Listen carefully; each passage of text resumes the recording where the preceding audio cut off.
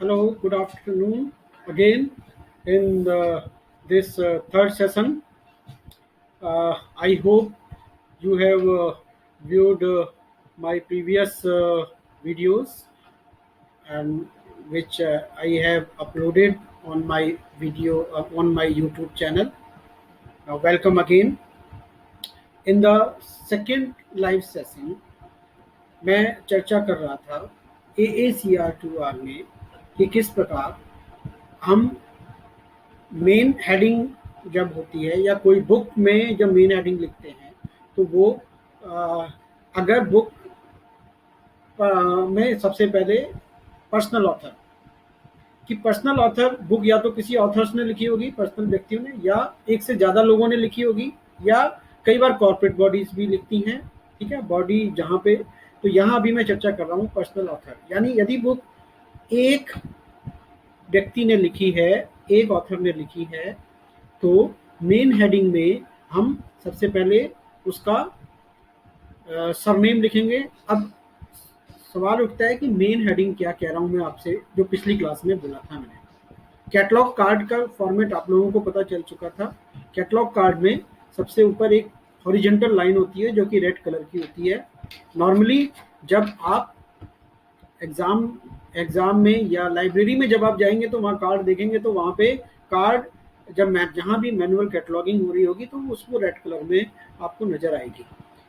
Examination में या आपके असाइनमेंट बनाते वक्त आपको इसको रेड कलर में दर्शाना कोई ज़रूरी नहीं है, बट आपको पता होना चाहिए कि यस, सेकंड जो मेन एक हॉरिजॉन्टल लाइन होती है वो मेन हेडिंग के लिए यूज़ की जाती है, और फर्स्ट वर्टिकल लाइन जो होती है जिसको हम फर्स्ट इंडेंशन लाइन कहते हैं, तो जहाँ पे horizontal line and vertical line first indentation line cross होती है, वहीं से आप उसको हेडिंग में आपकी एंट्री स्टार्ट होती है।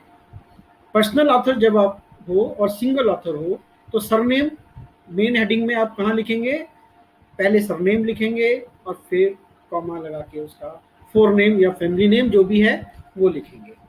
इसके बाद अगर बुक आपकी एक से ज़्यादा लोगों ने लिखी है, यानी अब बात आ जाती है शेयर रिस्पॉन्सिबिलिटी की, यानी कि एक डॉक्यूमेंट को एक से ज़्यादा लोगों ने लिखा है, तो उसको हम क्या कहेंगे? Shared responsibility.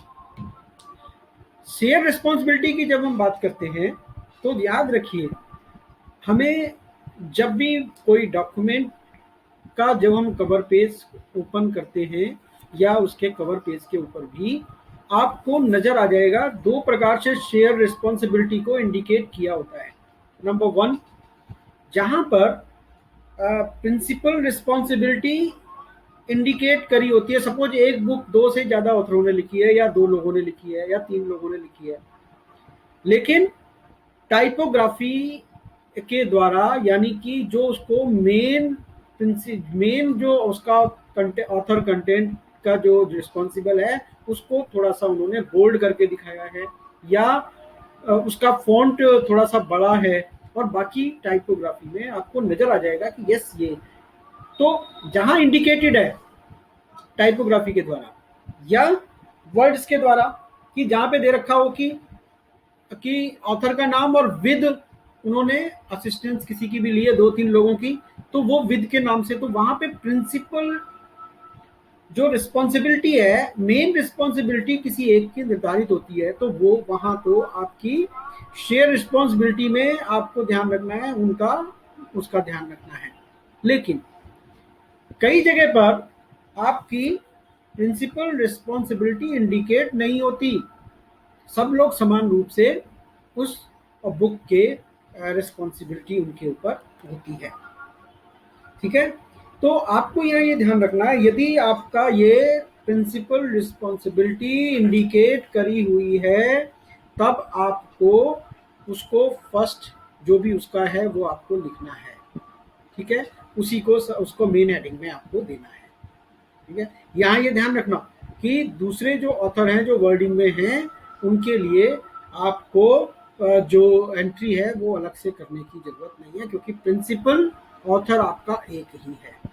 लेकिन यदि आपकी प्रिंसिपल रिस्पॉन्सिबिलिटी इंडिकेट नहीं है, यानी एक बुक में आपको पता नहीं लग रहा और वो 2 ऑथर या 3 ऑथर की लिखी है, तो वो समान रूप से उस बुक के ऑथर उसके रिस्पॉन्सिबल पर्सन हैं, ऑथर जितने भी हैं उसके, उनको लिखने के लिए आपको क्या करना है, जिस समय बुक 2 ऑथर ने लिखी है, ठीक है, तब आपको फर्स्ट ऑथर जो है उसको मेन उसमें लिखना है, मेन हेडिंग में, और जो सेकंड ऑथर आएगा उसके लिए एडेड एंट्री में उसके लिए अलग से कार्ड बनेगा। यानी ट्रेसिंग सेक्शन में आपको दिखाना होगा कि वो सब्जेक्ट हेडिंग होती है तो ट्रेसिंग सेक्शन में, एक टाइटल होता है, तो दूसरा आपको उसके बीच में ही एक आपको ये अदर एडेड एंट्री के रूप में दूसरे ऑथर की आपको वहां पे उसको एंट्री देनी होगी ट्रेसिंग सेक्शन में, और एक एडिट कार्ड उसके लिए भी एडिशनल कार्ड बनेगा। तो ये क्लियर है कि अगर 2 ऑथर हैं, समान रूप से उनके एक बुक को लिखने वाले 2 ऑथर हैं, तो जो फर्स्ट ऑथर है वो मेन हेडिंग में आएगा, उसका सरनेम और फर्स्ट नेम, और दूसरा जो ऑथर है उसका उसके लिए एडेड एंट्री के लिए अलग से कार्ड बनेगा, ठीक है, एडेड एंट्री में। लेकिन जिस समय हम रिस्पॉन्सिबिलिटी एरिया में उनका नाम लिख रहे होंगे तो वहां पे दोनों नाम लिखे जाएंगे, ठीक है, ये ध्यान रखना कि वहां पे आपको दोनों नाम लिखने हैं, फर्स्ट नाम ऑथर लिखना है, ठीक है, और उसके बाद में आपको दूसरा का ऑथर का नाम भी लिखना है। अब बात आती है 3 ऑथरों की, कि यदि बुक आपके 3 ऑथर ने लिखे हैं, ठीक है, एक से तो सिंगल केस का आपको पता चल गया था, 2 का भी आपको पता चल गया, तो 3 के लिए आप क्या करेंगे, तो 3 के लिए भी आपको वही है सेम, कि आपको फर्स्ट ऑथर की मेन एंट्री में हेडिंग से आपको उसका लिखेंगे, और एडेड एंट्री में उन दोनों जो ऑथर है उसका जिक्र करेंगे, ठीक है। इस बात का विशेष ध्यान रखना है कि उनके लिए 2 एडेड एंट्री में 2 एडिशनल कार्ड बन जाएंगे सब्जेक्ट हेडिंग के बाद, ये ध्यान रखना। तो अभी आपको जब आगे प्रैक्टिस करेंगे तो आपको समझ में आएगा। तो यदि हम ये कहें कि जहां पर 2 ऑथर हैं, आपके असाइनमेंट में भी इसके ऊपर एक क्वेश्चन है, 2 ऑथर ने कोई टाइटल लिखा है, तो मेन एंट्री में मेन हेडिंग में आप क्या रखेंगे, फर्स्ट ऑथर, रिस्पॉन्सिबिलिटी एरिया में दोनों ऑथर देंगे, एडेड एंट्री में दूसरे ऑथर के नाम से करेंगे, यानी एक मेन एंट्री के बाद एडेड एंट्री में कितने कार्ड बनेंगे, एक आपका सब्जेक्ट हेडिंग का बन जाएगा, एडेड एंट्री सब्जेक्ट हेडिंग, एक आपका टाइटल का लिए बन जाएगा, और दूसरा आपका दूसरे ऑथर के लिए, यानी 3 कार्ड एडिशनल बनेंगे आपके। लेकिन वहीं अगर बुक 3 ऑथर ने मिलकर लिखी है, तब एक मेन हेडिंग में आपने दिखाया, और main entry made under the आपका जो भी है वो मेन उसमें, और अदर 2 के लिए 2 एडिशनल एंट्री, यानी मेन एंट्री कार्ड के अलावा आपको, जहां पहले आपने 2 ऑथर के लिए 3 कार्ड बने थे जिसमें subject heading, title, added entry, और अदर जो सेकंड ऑथर के लिए या जॉइंट ऑथर के लिए दूसरा आपने तीसरा कार्ड बनाया था, वहां यहाँ 3 बुक के केस में अगर आपने 3 ऑथर हैं एक बुक के, तो वहां पे एक चौथा कार्ड भी एडिशनल बनेगा, ठीक है। ये क्लियर हो गया होगा आपको आई थिंक। अब यदि तो जहां ऑथर एक है तो आपको पता चल गया, अगर एक टाइटल 2 ऑथर ने लिखा है तो पता चल गया, तीसरा ऑथर ने भी लिखा है, 3 ऑथरों ने मिलकर लिखा तो भी पता चल गया। हेडिंग के केस में फर्स्ट ऑथर आप लिखेंगे, बाकी के दोनों के लिए आप एडेड एंट्री बनाएंगे। अब यदि मोर देन 3 है तो ध्यान रखना, मगर यदि मोर देन 3 ऑथर अगर है उसके, तो ये ध्यान रखना कि जो मेन एंट्री है उसमें जो हेडिंग है, जहां आप 3 ऑथर तक थे वहां पे फर्स्ट ऑथर से हेडिंग स्टार्ट करते थे, ठीक है। लेकिन अब यहाँ पे यदि मोर देन 3 ऑथर हैं तो आपको क्या करना है, आपको मेन हेडिंग टाइटल एंट्री से बनेगी, यानी जो उस बुक का टाइटल है आपको ऑथर की जगह टाइटल लिखना होगा वहां, ठीक है, मेन हेडिंग, ठीक है, ये ध्यान रखना होगा, बड़ा इंपॉर्टेंट है ये। तो आपका क्या हो जाएगा, मेन एंट्री जो हेडिंग है वो आपको टाइटल ऑफ द बुक से करेंगी। और जो जो एडिट एंट्री आएगी, अभी तक आपने जो एडिट एंट्री में क्या किया था, सब्जेक्ट हेडिंग के साथ साथ जो अदर ऑथर आपने रखे थे, यहाँ पे केवल फर्स्ट ऑथर के लिए एडिट एंट्री बनेगी। ठीक है, ये क्लियर है कि जहां मोर देन 3 ऑथर्स हैं, और जब आप उसको स्टेटमेंट ऑफ रिस्पॉन्सिबिलिटी एरिया में इनका जिक्र करेंगे, तो जहां आपके पहले ऑथर्स आप सबके नाम लिखते थे, यहां पर आपको फर्स्ट ऑथर का नाम लिख के उसके बाद में आपको with in square bracket @L, ठीक है, लैटिन वर्ड्स है जिसमें आपको स्मॉल में स्मॉल टी एक स्पेस और AL, ठीक है, विद इन स्क्वायर ब्रैकेट लिख के आप उसको, इसका मतलब होता है एंड अदर्स, यानी कि अब आपको जहां पे मोर देन 3 ऑथर हैं वहां पे आपको स्क्वायर ब्रैकेट का प्रयोग करके फर्स्ट ऑथर लिखने के बाद उसको आपको @L लिख देना है और डॉट लगा के उसको रिस्पॉन्सिबिलिटी एरिया को खत्म कर देना है। उसके बाद में आपका अगला एडिशन एरिया अगर है तो वो लिखेंगे आप। और एडिट एंट्री में ओनली फर्स्ट ऑथर की लिए आपकी एडिट एंट्री बनेगी। ठीक है, तो ये क्लियर हो गया आपको। आपके एग्जाम आपके असाइनमेंट का पार्ट भी है जो आपने सबमिट किया होगा, तो वहां पे आपको उसका ध्यान रखना है। अगर मोर देन 3 ऑथर है तो आपकी टाइटल हेडिंग में मेन टाइटल से होगा। ठीक है, तो ये आपका हो गया एग्जाम्पल, आप इसमें देख लेंगे।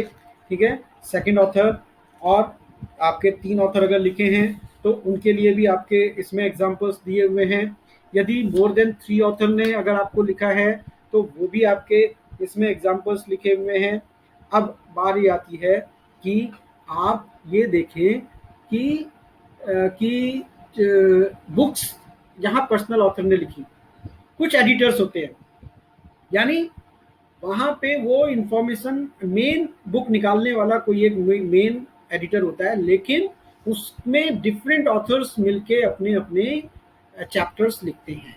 और वो एडिटर का काम क्या होता है, उनको कंपाइल करके और उसके अंदर जो भी वो अपने इनपुट्स देके या जो भी उसमें वो अपनी थॉट कंटेंट को फाइनल रूप देके वो एक बुक को छाप देते हैं। यानी एडिटोरियल अगर कंस्ट्रक्ट उसमें लिखी गई बुक है तब आप उसमें क्या करेंगे, जहां भी एडिटर्स लिखी जो भी आपकी बुक लिखी होगी, तो ध्यान रखना हमेशा तो मेन एंट्री जब भी अगर कोई एडिटर है एडिटोरियल अंडर एडिटोरियल बुक है कोई, तो उसकी मेन एंट्री, जैसे आपने मोर देन 3 ऑथर के केस में आपने हेडिंग कहां से स्टार्ट करी थी, टाइटल से। ठीक है, तो यहां भी main entry is made under the title.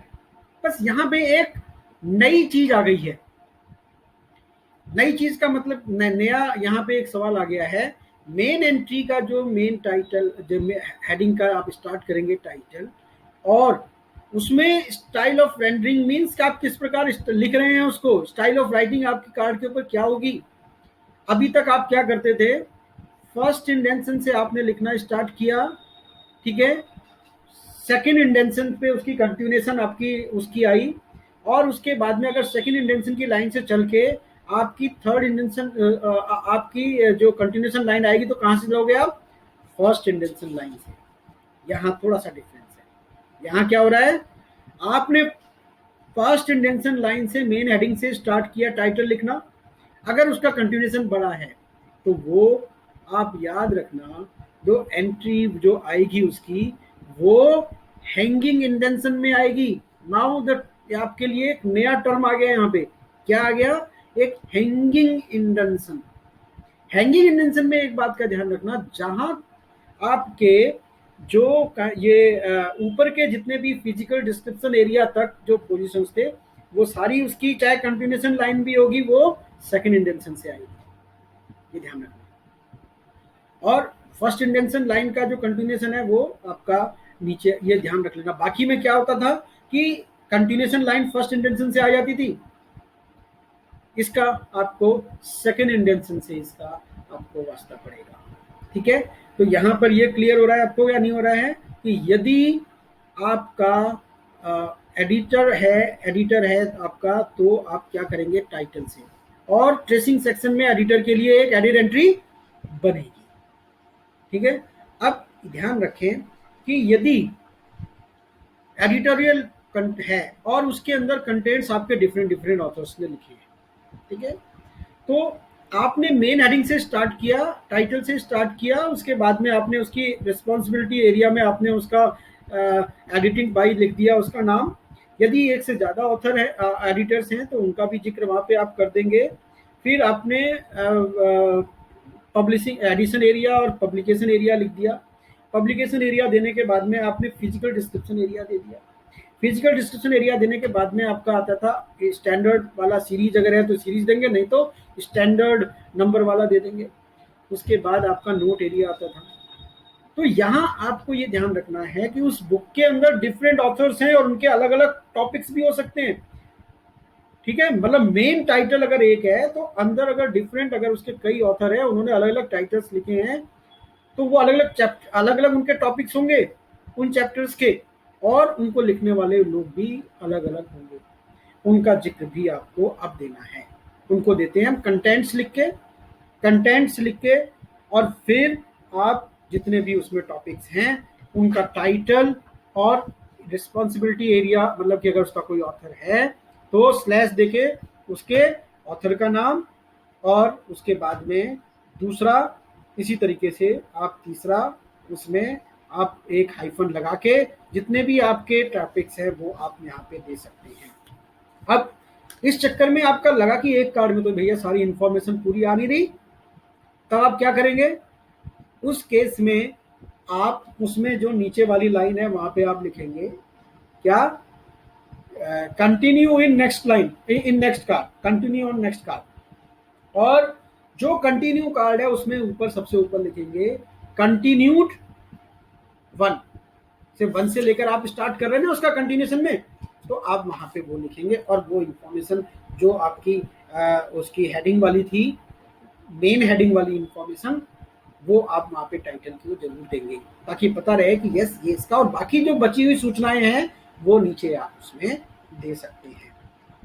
तो एक कार्ड से यदि 2 कार्ड आप प्रयोग कर रहे हैं तो आपको क्या करना है, जहां पर आपका मेन एंट्री वाला कार्ड है वहां पे आपने लिखा क्या, continue in the next card, उसको सबसे नीचे वाली लाइन में लिख दिया, और नेक्स्ट कार्ड के ऊपर जो उस पर कंटिन्यू कर रहे हो उस पर लिखो कंटिन्यूड, और एक डॉट, 3 डॉट लगा के एक नंबर 1। और अगर आपको लगे कि वो कार्ड फिर कंटिन्यू जा रहा है तो इसी तरीके से आप continue in the next card, और अगले कार्ड में कंटिन्यूड करके उसका नंबर दे देंगे 2। ठीक है, इस तरीके से आप उसको लगा सकती हैं। अब अगर आपके एडिटर्स एक से ज़्यादा हैं तो वही जो पर्सनल ऑथर के केस में आपने किया था, ऑथर के केस में कि भाई अगर 2 ऑथर हैं, 3 से ज़्यादा हैं, तो सेम वही आपके रूल्स यहाँ पे एप्लीकेबल होते हैं। ठीक है, तो ये आपको हो गया।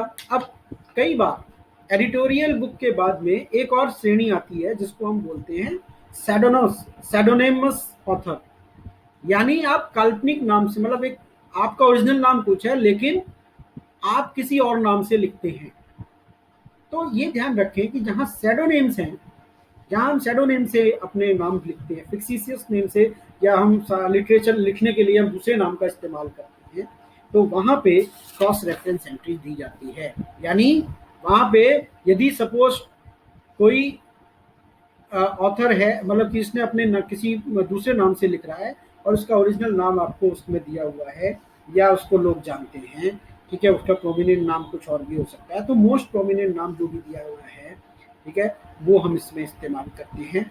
और लेकिन सी आल्सो, जब भी आप उसके लिए एक एडिशनल एंट्री बन जाती है, एक एडिशनल एंट्री क्या बन जाएगी कि आपने मेन एंट्री किससे बनाई, उसके सैडोनेम से, सैडोनेम से आपने मेन हेडिंग में उसका नाम करते हुए बाकी एंट्री कर दी, और उसके नोट एरिया में आपने दे भी दिया कि यस ये सैडोनेम है और इसका ओरिजिनल नेम कुछ और है, उसका जिक्र यहाँ पे कर दिया नोट एरिया में।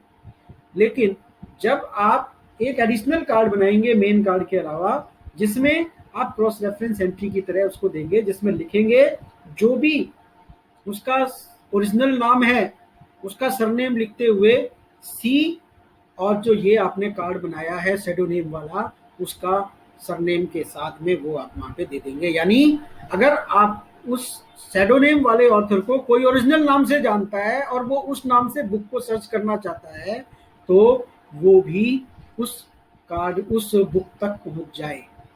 ठीक है, ये आपको सेडोनेम के केस में आपको ध्यान रखना होगा। और एक एडिशनल कार्ड आपको इस तरीके से बनाना होता है।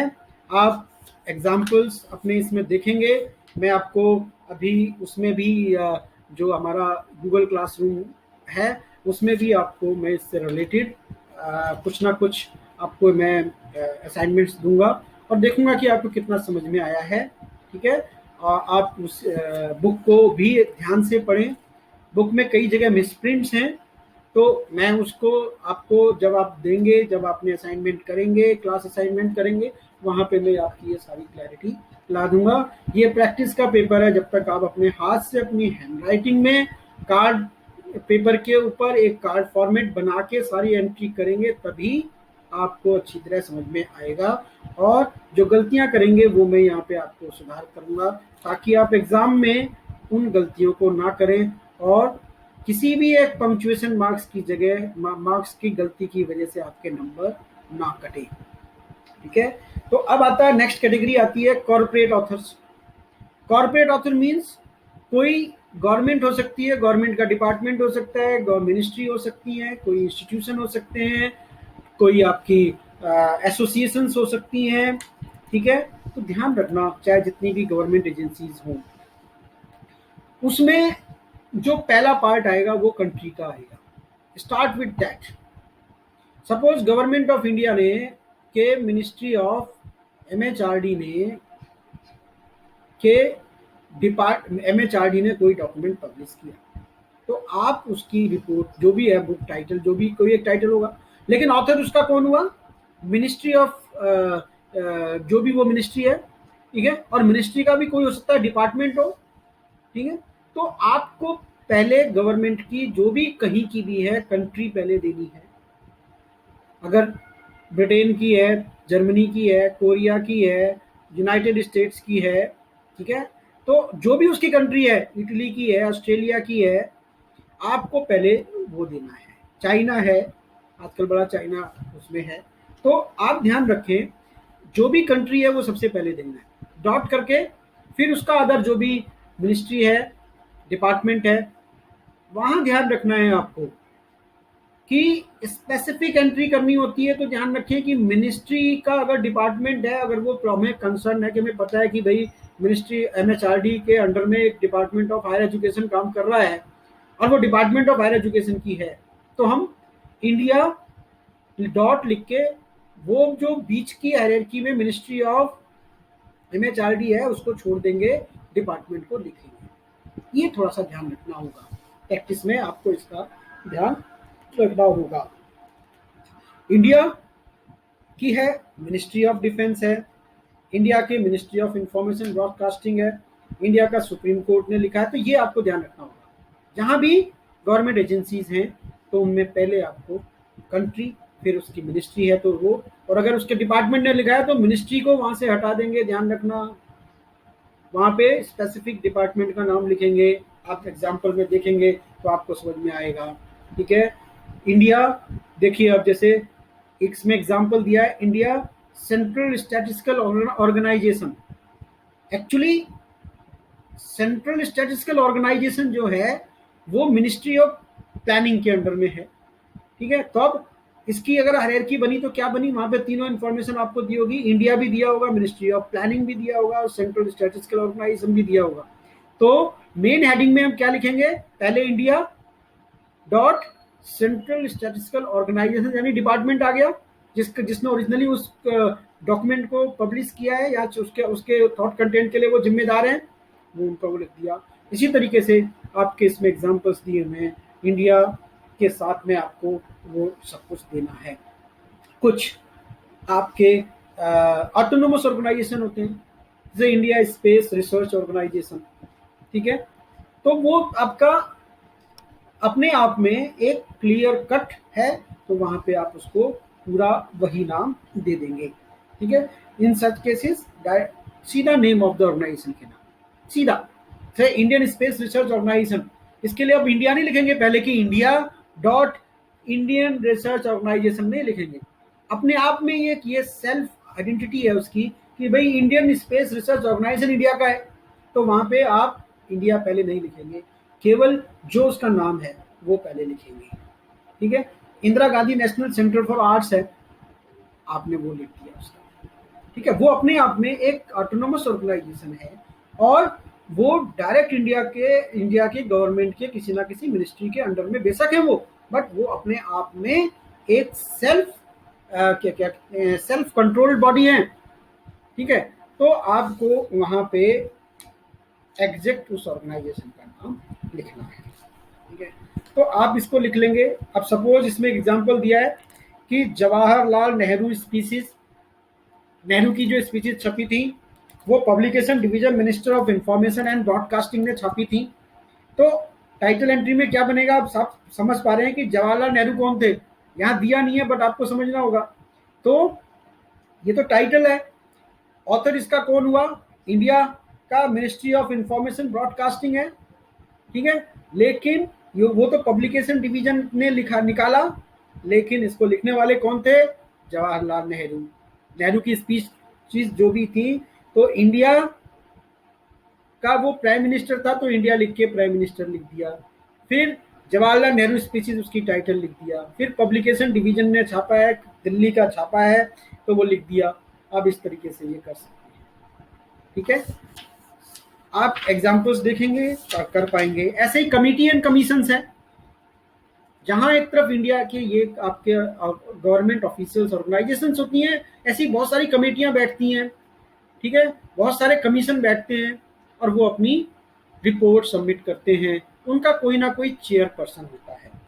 उनके केस में आपको ध्यान रखना होगा कि आप क्या क्या देंगे वहां पे आपकी इंडिया जो भी वो रिपोर्ट जो भी वो कमेटी है, ये ध्यान रखना, वो आपको कमेटी कहाँ से निकलेगी, वो आपकी पब्लिकेशन डिपार्टमेंट में से ही निकलेगी। जैसे सपोज एक आपका यहाँ पर report of the wage revision committee for port and dock workers for major ports in 1974। अब आप कहेंगे जी अबे यहाँ से अपने आप ये रिपोर्ट है, ये पता चल रहा है, तो रिपोर्ट तो इसका पता चल रहा है, लेकिन किसकी कमेटी है, कमेटी है वेजेस रिवीजन कमेटी। तो यहां से आपको नाम निकालना है, you have to choose the committee name.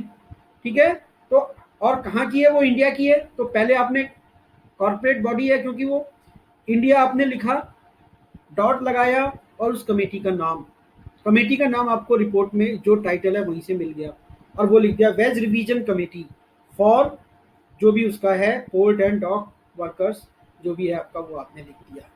ठीक है, और उसके बाद जो टाइटल में जब आप इसका जब ये लिखने के बाद आप इसकी उसकी रिपोर्ट उसका ईयर लिख दिया आपने। ठीक है, याद रखना इसको, वो रिपोर्ट है खाली, तो रिपोर्ट लिख के पूरा टाइटल नहीं लिखेंगे यहाँ पे, रिपोर्ट लिख के फिर विद इन स्क्वायर ब्रैकेट, क्योंकि यहाँ पे दिया गया नहीं है न्यू दिल्ली, लेकिन आपने पता चला कि ये आपका न्यू दिल्ली से छपा है, और क्योंकि मिनिस्ट्री ज्यादातर आपकी दिल्ली में है, ठीक है, न्यू दिल्ली में, तो न्यू दिल्ली डिवीजन जो पब्लिकेशन डिवीजन है आमतौर पे वो छापता है, तो new Delhi ministry of shipping and transport वो वहां पे लिखा हुआ है, वो आपने पढ़ा इस तरीके से। लेकिन बस एक बात का ध्यान रखना है कि नोट एरिया में जो भी उस कमेटी का चेयरपर्सन है, उस चेयरपर्सन का नाम आएगा। जैसे बी एन यहाँ पे आपके जो अदर इंफॉर्मेशन के एरिया में लिया होता है कि chairman of committee B N Lokur, तो आपने क्या लिखना है, बी एन लोकूर लिख के कॉमा लगा के उसका जो डेजिग्नेशन है वो लिख दिया चेयरमैन। ठीक है, वो आप इस तरीके से लिख देंगे। Also known as Lokur committee report, आमतौर पे जितनी कमेटी होती हैं वो इस नाम से जानी जाती हैं, जो भी उसका चेयरपर्सन है, तो आप इसको ही लिख सकते हैं also known as Lokur committee report. ठीक है, इस तरीके से आपके कार्ड बन जाएंगे। अब इसी प्रकार से आपके इंस्टीट्यूशन जितने भी हैं, एसोसिएशन जितने भी हैं, सोसाइटीज जितनी भी हैं, उनको भी आप इसी प्रकार से उनके नामों में से ही निकाल कर आप लिखेंगे। जैसे एक रिपोर्ट है अमेरिकन मैनेजमेंट एसोसिएशन ने, ठीक है, अमेरिकन मैनेजमेंट एसोसिएशन है जिसकी ने एक कमेटी, जिसने टाइट निकाला अपना एएमए मैनेजमेंट हैंडबुक निकाली, एडिट करी किसी ने और नीचे पब्लिक हो गई, वो प्लेस आ गया नहीं। तो यहाँ पे एसोसिएशन का कि ये एसोसिएशन का काम है, ठीक है। सपोज इंडियन लाइब्रेरी एसोसिएशन है, वो अपना वो निकालती है, तो आप वहां पे उसको इस तरीके से दे सकते हैं। तो वहां पर आपने एसोसिएशन का नाम, जो भी उसका एसोसिएशन है, इंस्टीट्यूशन है, उसका नाम लिखा, फिर उसका टाइटल लिखा, और इस तरीके से बाकी जितने भी रूल्स हमने पहले बताए हैं, हर आपके फिजिकल डिस्क्रिप्शन एरिया, प्रिंट, जो भी आपका पब्लिकेशन डिस्ट्रीब्यूशन एरिया, उनके अनुसार आप उनको लिख देंगे। किस प्रकार से आप एसोसिएशन के नाम लिख देंगे। नाउ एक और कैटेगरी आती है, बड़ी इंपॉर्टेंट कैटेगरी है आपकी, कॉन्फ्रेंस, सेमिनार, सिंपोजिया, बहुत सारे आपके होते रहते हैं। उसके केस में आपको क्या करना है, उनकी प्रोसीडिंग्स निकलती हैं। आपको यहाँ ध्यान रखना है, जब भी इस तरीके का कुछ हो तो जो भी आपकी वो कॉन्फ्रेंस है उसका नाम क्या है, प्रोसीडिंग उस आपकी टाइटल में से निकलेगा। सपोज यहाँ पे लिखा है प्रोसीडिंग ऑफ द नाइन्थ तो उसका नंबर है, तो एक तो आपको कॉन्फ्रेंस सीरीज में होती है तो आपको उसका नंबर पता होना चाहिए। कमेटी का नाम, सॉरी कॉन्फ्रेंस का नाम, जैसे आपने वहाँ कमेटी का नाम निकाला था, यहाँ कॉन्फ्रेंस का नाम निकालना है। यहाँ lunar and planetary science conference है, तो आपका हेडिंग कहाँ से बनेगा, कॉन्फ्रेंस के नेम से, lunar and planetary science conference. और फिर ब्रैकेट के अंदर 3 चीजें हमें देनी होती हैं। नंबर यदि नोन है, अगर नहीं नोन है तो छोड़ देते हैं, ठीक है। यहाँ 9 है तो 9th लिख दिया, 9 लिख के TH लगा दिया। कॉलन कौन से ईयर में है और कौन से प्लेस पर हुई है, ये 3 चीजें वहां पे देनी होती है।